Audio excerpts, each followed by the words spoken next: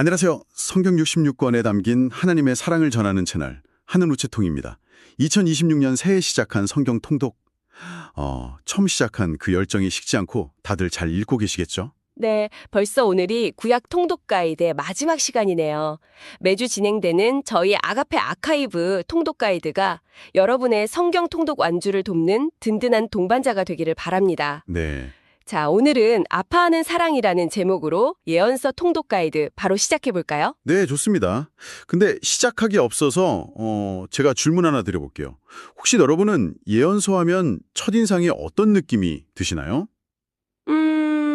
그러게요. 저만 그런 건지 모르겠는데 예언서를 읽으면서 가장 많이 눈에 들어오는 게 아무래도 하나님의 그 무시무시한 심판에 대한 내용인 것 같아요. 맞아요. 중간중간에 물론 메시아에 대한 희망적인 내언도 있긴 하지만 솔직히 이스라엘과 열방에 대한 그 심판 메시지가 가장 강하게 기억에 남는 것 같아요. 네, 그렇죠. 아마 그 심판 메시지 때문에 예언서 읽기를 다들 좀 힘들어 하셨을 것 같아요. 맞아요. 돌아오라는 애절한 부르심이랑 멸망할 것이다라는 무서운 경고가 막 교차되니까 읽다 보면 마음도 무거워지고요. 네네. 때로는 하나님이 너무 무섭게 느껴지기도 하죠. 바로 그겁니다. 오늘 그 선입견과 편견을 완전히 새롭게 바꿀 수 있는 시야를 열어드리겠습니다. 정말요? 시작부터 기대가 되는데요. 네, 어떻게 하면 그 무서운 심판의 책을 사랑의 이야기로 읽을 수 있을까요? 좋습니다. 예언서를 보는 완전히 새로운 안경, 새로운 프레임을 하나 소개해드릴게요. 예언서를 딱딱하고 무서운 심판의 경고장으로 보지 마시고 신랑의 비명으로 한번 들어보는 겁니다. 그렇죠. 저희가 지난 시간 시가서 다루면서 하나님과 인간의 관계가 도달할 수 있는 최고의 경지를 노래한 책이 바로 아가서라고 말씀드렸잖아요. 네네, 기억합니다. 신랑과 신부의 완벽한 사랑의 연합. 맞아요. 신학적으로는 지성소적 연합이라고도 하는 그 황홀한 사랑의 노래 말이에요. 모든 것이 완벽했던 그야말로 에덴의 사랑이었죠. 네. 예언서는요, 바로 그 완벽했던 결혼관계가 배신 때문에 처참하게 깨져버린 그 현장에서 터져나온 신랑 되신 하나님의 처절한 비명소리이자 통곡의 소리인 거죠. 아, 행복한 결혼식이 아니라 파탄 나버린 결혼 생활의 기록이라는 말씀이시군요. 바로 그겁니다. 그러니 당연히 아프고 슬프고 때로는 분노에 찬 목소리가 터져나올 수밖에 없는 거예요. 아, 그렇게 보니까 예언서 전체를 관통하는 그 격렬한 감정의 정체가 이제 좀 이해가 되기 시작하네요. 네, 여기서 우리가 꼭 짚고 넘어가야 할 점이 예언서에서 하나님이 보여주시는 사랑이 우리가 보통 생각하는 그런 인간적인 사랑과는 차원이 다르다는 사실입니다. 어떻게 다른가요? 인간의 사랑은 기본적으로 에로스적인 사랑? 그러니까 조건적인 사랑이잖아요. 그렇죠. 상대방이 나한테 잘해주고 내 기대를 충족시켜주면 불타오르지만 상대가 나를 배신하고 모욕하면 어떻습니까? 사랑은 순식간에 증오로 변하거나 차갑게 식어거이죠. 오는 게 있어야 가는 게 있다. 딱 이거네요. 철저히 상호적인 관계고요. 맞습니다. 하지만 하나님의 사랑, 즉 아가페는 정반대의 방향으로 움직여요. 상대가 나를 배신하고 모욕하고 내 마음에 깊은 상처를 낼수록 그 사랑은 식는 게 아니라 오히려 더 뜨거워집니다. 곧 뜨거워진다고요? 네, 어떻게든 너를 되찾고야 말겠다는 결단으로 이어지거든요. 그리고 그를 되찾기 위해 더 큰 고통의 대가를 스스로 지불하기로 작정하는 사랑. 예언서는 바로 이 아파하는 아가페의 절절한 기록입니다. 아파하는 아가페. 그래서 예언서 전체에 그토록 깊은 슬픔과 아픔이 배어 있었던 거군요. 바로 그 지점에서 우리의 이해를 신학적으로 더 깊게 만들어주는 개념이 등장합니다. 20세기 최고의 유대학자 중 한 명인 아브라함 헤셸이 제시한 신적 파토스라는 개념이에요. 신적 파토스요. 파토스라는 게 보통 연민이나 슬픔 같은 감정을 뜻하는 말 아닌가요? 정확합니다. 헤셸은 하나님을 저 높은 곳에서 인간의 역사를 그냥 무심하게 바라보는 초월적 존재로만 봐선 안 된다고 주장했어요. 오히려 하나님은 인간의 역사 한가운데 깊이 관여하시고 특히 인간의 거절과 배신에 대해 깊이 상처받고 함께 아파하시는 그런 인격적이고 감정적인 분이라는 거죠. 와, 헤셸은 이렇게까지 말했습니다. 예언자는 하나님의 눈물을 대변하는 자이다. 하나님의 눈물을 대변하는 자. 네, 예언자가 외치는 메시지는 냉정한 선고가 아니라 하나님의 눈물 섞인 호소라는 겁니다. 와, 정말 예언자와 예언서를 다시 보게 만드는 표현이네요. 듣고 보니 다른 신학자들도 비슷한 통찰을 내놓았던 것 같아요. 누가 있었죠? 그 십자가에 달리신 하나님으로 유명한 위르겐 몰트만, 그분도 하나님의 진짜 전능함은 상처받지 않는 단단함이 아니라 오히려 고난받을 수 있는 능력에서 드러난다고 했잖아요. 맞습니다. 몰트만에게는 신부의 배신을 온몸으로 겪어내시는 그 취약한 사랑이야말로 하나님의 가장 위대하고 전능한 능력의 표현인 셈이죠. 구약학자 월터 브루그만의 통찰도 이와 맞닿아 있습니다. 브루그만은 예언서의 언어가 질서와 안정을 유지하려는 왕궁의 언어가 아니라고 지적했어요. 왕궁의 언어가 아니다. 네, 왕궁은 어떻게든 현지의 질서, 기득권을 유지하려고 하잖아요. 하지만 예언서는 그 질서가 죄로 인해 완전히 무너져 내렸을 때 그 잃어버린 관계를 슬퍼하며 울부짖는 슬픔의 사역이라는 겁니다. 아, 하나님의 마음이 담긴 통곡의 소리. 바로 그거죠. 그 통곡과 아픔이 하나의 인격으로 응축되어 나타난 인물이 바로 호세아 선지자의 아내 고멜일 겁니다. 지금부터 여러분 잠시 이 음란한 여인 고멜의 이야기에 깊이 한번 빠져들어 보셨으면 좋겠어요. 네. 그녀는 누구보다 자신을 사랑해주는 신실한 신랑 호세아의 사랑을 배신하고 다른 남자를 쫓아 집을 나갑니다. 그것도 한 번이 아니죠. 상상이 되시나요?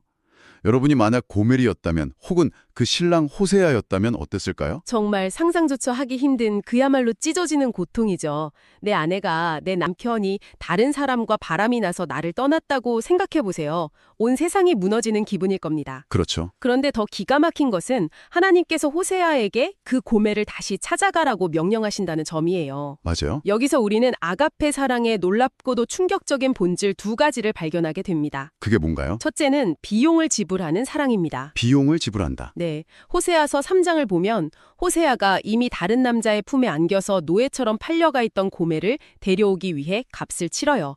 은 15개와 보리 한 호멜 반. 이게 당시 노예 한 사람의 몸값에 해당하는 금액입니다. 여기서 우리는 중요한 진리를 깨닫게 됩니다.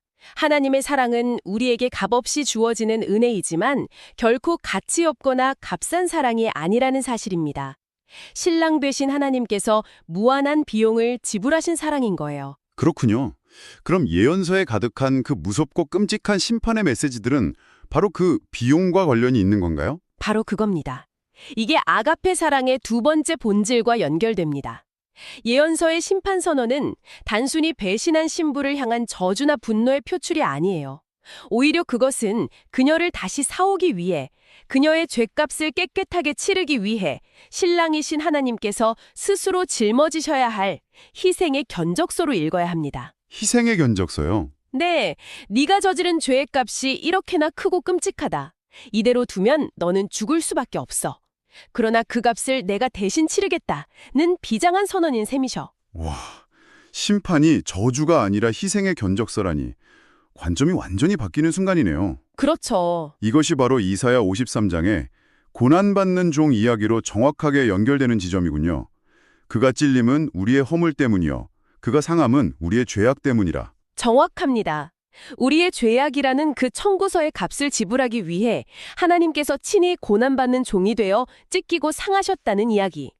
예언서 전체가 바로 이 하나의 지종을 향해 달려가고 있는 겁니다. 이야기를 듣다 보니 질투라는 감정에 대해서도 다시 생각해 보게 됩니다. 아, 질투. 네, 예언서를 읽다 보면 하나님께서 나는 질투하는 하나님이다 라고 말씀하시는 장면이 굉장히 많이 나오는데 솔직히 이 감정은 현대인에게 좀 부정적으로 다가오기 쉽거든요. 맞아요. 왠지 미성숙하고 이기적이고 집착하는 느낌을 주죠. 네, 바로 그거요. 아주 중요한 지적입니다. 하지만 예언서에서 말하는 하나님의 질투, 히브리어로 카나는 우리가 생각하는 그런 차원의 감정이 아니에요. 그럼 뭔가요? 이것은 사랑하는 대상이 파멸의 길로 걸어가는 것을 차마 눈뜨고 보지 못하는 뜨거운 보호 본능에 가깝습니다. 뜨거운 보호 본능이에요? 네. 한번 생각해 보세요. 고멜이 신랑을 버리고 우상을 쫓아가는 건 단순히 신랑의 기분을 좀 나쁘게 만드는 스캔들이나 바람 피우는 수준의 문제가 아닙니다. 아, 성경의 관점에서 우상 숭배는 영적인 독약을 마시고 스스로 파멸을 향해 달려가는 끔찍한 자살행위와 같아요. 생명의 근원이신 하나님을 떠나 죽음의 신에게 자신을 바치는 행위니까요. 그렇다면 하나님의 진노는 신부인 고멜, 즉 이스라엘 백성을 향한 공격이 아니라는 말씀이시군요. 바로 그겁니다. 하나님의 진노는 신부를 파멸로 몰고 가는 우상이라는 치명적인 바이러스를 향한 공격인 거죠. 아, 사랑하는 아내가 암에 걸렸을 때 지혜로운 남편은 그 아내를 미워하는 게 아니라 아내의 생명을 앗아가는 암세포를 향해 분노하며 싸우지 않습니까? 그렇죠. 항암 치료 과정이 아무리 고통스러워도 그건 아내를 살리기 위한 사랑의 행위이지 아내를 향한 공격이 아닌 것처럼요. 이처럼 하나님의 질투와 진노는 신부의 생명을 보존하기 위한 아가페의 가장 강력하고 적극적인 표현인 것입니다. 와, 그 보이지 않는 신랑의 아픔과 불타는 사랑을 우리 눈에 보이도록 시각화한 존재들이 바로 예언자들이었군요. 네, 맞아요. 그들은 단순히 메시지만 전달하는 우체부가 아니었어요. 에스겔이 가장 사랑하는 아내의 죽음 앞에서도 슬퍼하거나 울지 못했던 것, 또 예레미야가 평생을 눈물의 선지자로 살았던 것, 그리고 호세아가 음란한 여인 고멜과 결혼해서 평생을 고통 속에 살아야만 했던 그 모든 기이한 행동들이 네, 전부 다 눈에 보이지 않는 신랑의 찢어진 심장을 우리 눈앞에 보여주는 행위 예술, 일종의 퍼포먼스였던 셈이네요. 맞습니다. 아가페는 멀리서 안타깝게 지켜보는 값싼 동정이 아니에요. 죄인의 고통과 비극, 그 수치 속으로 직접 걸어들어와 그 운명을 함께 짊어지는 성욕신적 고통인 것이죠. 예언서는 바로 그 피와 눈물로 기록된 고통의 기록입니다. 하지만 여기서 가장 큰 문제가 남습니다. 바로 신부인 고멜, 즉 이스라엘의 상태가 너무나 절망적이라는 데 있어요. 그렇죠. 그녀는 단순히 한두 번 실수를 한 게 아니에요. 불륜에 완전히 중독되어서 신랑의 얼굴조차 기억하지 못하는 상태였잖아요. 맞아요. 예레미야 13장 23절은 이 절망적인 상태를 이렇게 표현합니다.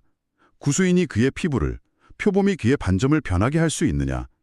할 수 있을진데 악에 익숙한 너희도 선을 행할 수 있으리라. 불가능하다는 선언이죠. 네, 표범이 스스로 자기 반점을 없앨 수 없는 것처럼 죄에 중독된 너희는 스스로의 힘으로는 결코 변할 수 없다는 사형 선고나 다름없습니다. 모든 인간적인 노력과 가능성이 끝장난 자리죠. 바로 그 모든 것이 끝장난 것 같은 완전한 절망의 자리에서 하나님께서 마지막 히든카드를 꺼내 드십니다. 네, 그것이 바로 새 언약입니다. 맞습니다.